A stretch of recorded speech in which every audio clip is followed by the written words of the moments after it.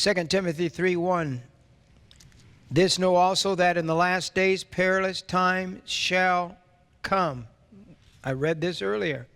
For men shall be lovers of their own selves, covetous, boasters, proud, haughty, blasphemers, disobedient to parents, unthankful, ungrateful, unholy, without natural affections, truce breakers, false accusers, incontinent, that's without self-control, fierce, savage, despisers of those that are good, traitors, heady, high-minded, lovers of pleasures more than lovers of God, having a form of godliness, but denying the power thereof. From such turn away.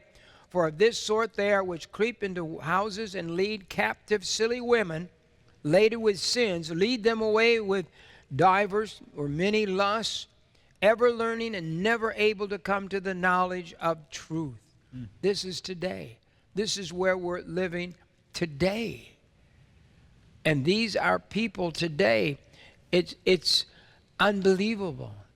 This is not the way the world was, even the church world was 50 years ago when I was a kid. Let's get back to Job 41, verse 4 this time. It says, will you take him as a servant, talking about Leviathan, this serpent. Will you play with him as you with a bird? Or will you leash him for your maidens? Will your companions make a banquet of him? Will they appropriation him among the merchants? In an easier translation, well, in the MEV, will they divide him? Will they divide him among the merchants? Yeah. That's what that word means, divide. And will you make a banquet of him? Will you make it a party? You cannot get by with playing with the devil. That's right.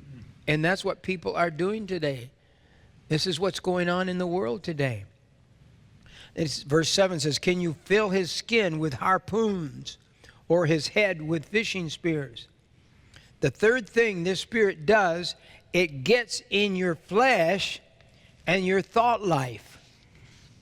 Remember my old saying, what happens in your mind happens in time.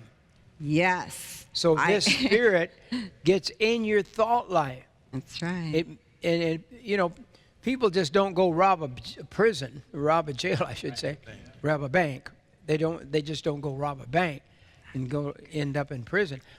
What they do is they think about it. Yeah. So the third thing this spirit does, it gets in your flesh and in your thought life. It really does. And what happens in your mind does happen in time. Yes.